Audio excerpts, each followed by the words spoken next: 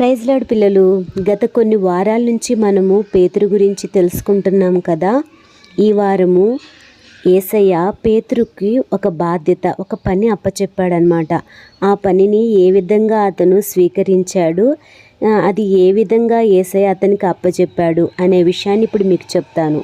యేసయ్య తన శిష్యులతో, మీరు నాకన్నా ముందుగా గలిలయకి వెళ్ళి ఉండండి, నేను అక్కడికి వస్తానని చెప్తాడనమాట. అయితే తీరా యేసయ్య అక్కడికి రావటం లేట్ అయ్యేసరికి ఈ సీమోను పేతురు ఏమంటాడంటే, కొంతమంది శిష్యులతో నేను సముద్రంకి వెళ్ళి చేపలు పట్టాలనుకుంటున్నాను అంటాడనమాట. అనంగానే సరే అని ఇంకొక 6 శిష్యులు కూడా మేము నీతో పాటు వస్తామని చెప్పేసి ఈ 7 కలిసి చేపలు పట్టడానికి వెళ్తారనమాట. వెళ్ళి రాత్రంతా చేపలు పట్టడానికి ట్రై చేస్తారు. తీరా అసలు ఒక్క చేప కూడా పడదనమాట. ఆ నైట్ అంతా కష్టపడతారు. ఉదయం అయ్యేసరికి ఆ సముద్రపు ఒడ్డున యేసయ్య నిలబడి మంట మీద చేపల్ని రొట్టెలను కాలుస్తా వీళ్ళని పిలుస్తాడనమాట. పిల్లలారా, మీ దగ్గర తినటానికి ఏమైనా ఉందా అని అడుగుతాడు. అనంగానే వాళ్ళు అంటారు, మేము రాత్రంతా కష్టపడ్డాము, మాకేమీ చేపలు మాకు దొరకలేదు, మా దగ్గర తినటానికి ఏమీ లేదు అంటారనమాట. అనంగానే ఏసేయమంటాడంటే, పడవ కుడివైపున వల వేయండి, మీకు చేపలు దొరుకుతాయి అంటాడు. అనంగానే వాళ్ళు వల వేస్తారు. వల వేయంగానే 153 రకాల చేపలు పడతాయి. ఇంకా అది చూసిన యోహానుకి డౌట్ వస్తుంది. వెంటనే పేతురుతో ఏమంటాడంటే, ఆయన యేసయ్య మన ప్రభువు అని చెప్పేసి అంటాడనమాట. ఆ మాట వినంగానే పేతురు భయమేసి, చేపలు పట్టేటప్పుడు బట్టలు సరిగ్గా ఉండవు కదా, అందువల్ల పై వస్త్రాన్ని వేసుకొని వెంటనే ఆ నీళ్ళల్లో దూకేస్తాడనమాట. దూకి ఈదుకుంటా యేసయ్య దగ్గరికి అందరికన్నా ముందు వెళ్ళిపోతాడు. అంతలోకి వీళ్ళందరూ ఆ చేపలన్నీ నింపుకొని ఒడ్డుకొస్తారనమాట. రాగానే అప్పటికే యేసయ్య వాళ్ళ కొరకు ఆహారాన్ని సిద్ధపరిచాడు. అంతేకాకుండా మీరు పట్టి తీసుకొచ్చిన చేపలు కూడా కొన్ని తీసుకురండి అని చెప్పేసి వాటిని కూడా తీసుకొచ్చి మొత్తం వాళ్ళకి కాల్చి వాళ్ళందరికీ భోజనం పెడతాడనమాట యేసయ్య.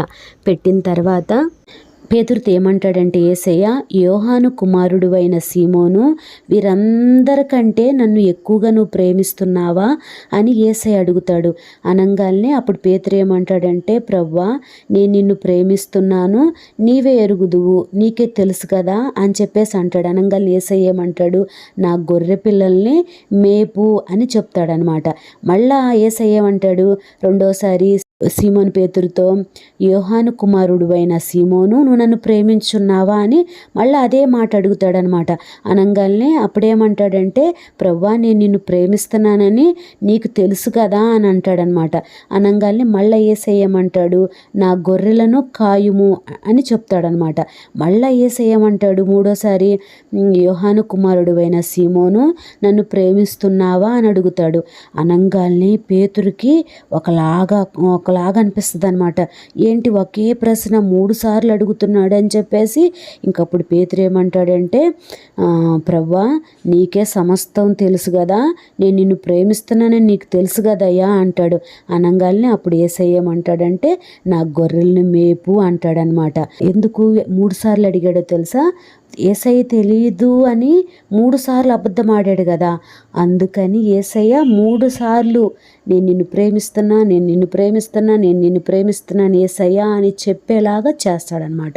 చేసిన తర్వాత అప్పుడు యేసయ్య చెప్తాడు, మీరందరూ బేతనియాకి వెళ్ళండి, నేను అక్కడికి వస్తాను అని చెప్పేసి అంటాడనమాట. అందరూ శిష్యులు అందరూ కలిసి, ఇక్కడుంది 7 కదా, ఇంకా కద్మ శిష్యులు అందరూ కలిసి బేతనియాకి వెళ్ళిపోతారనమాట. అప్పటికే యేసయ్య చనిపోయి తిరిగి లేచి 40 రోజులు శిష్యులకి కనిపిస్తా, అనేక మాటలు చెప్తా, నేను సజీవుడిగా ఉన్నాను అని చెప్పేసి చెప్తా వాళ్ళకి 40 రోజులు కనిపిస్తాడనమాట. కనిపించిన తర్వాత బేతనియాకి వెళ్ళి అక్కడి నుంచి ఇంకా యేసయ్య పరలోకానికి వెళ్ళిపోతాడు.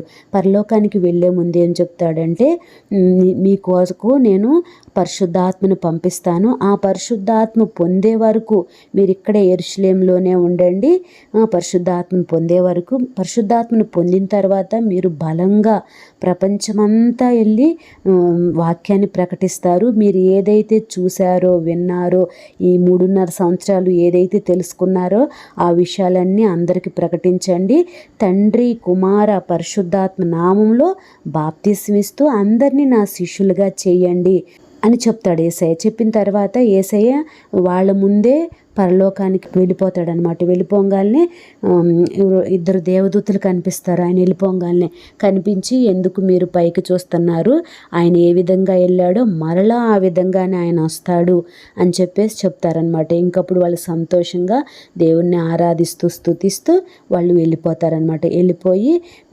పరిశుద్ధాత్మ పంపిస్తానన్నాడు కదా యేసయ్య, అందుకని పరిశుద్ధాత్ముడి కోసం వాళ్ళందరూ ఒక చోట చేరతారనమాట. వాళ్ళు మొత్తం ఎంతమంది ఉన్నారంటే ఇంచుమించు 120 మంది ఉన్నారు. కొంతమంది స్త్రీలు కూడా ఉన్నారనమాట.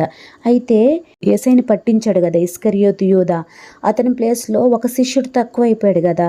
అప్పుడు పేతురు ఏం చేస్తాడంటే, ఇప్పుడు 11 మంది శిష్యులు ఉన్నాం కదా, అలా కాదు 12వ ప్లేస్ని కూడా ఇంకొక శిష్యుని ఎంచుకోవాలని చెప్పేసి యేసు ప్రభు గురించి అన్ని విషయాలు తెలిసిన మత్తీయ అనే ఒక అతన్ని శిష్యుడిగా ఏర్పరచుకుంటారు.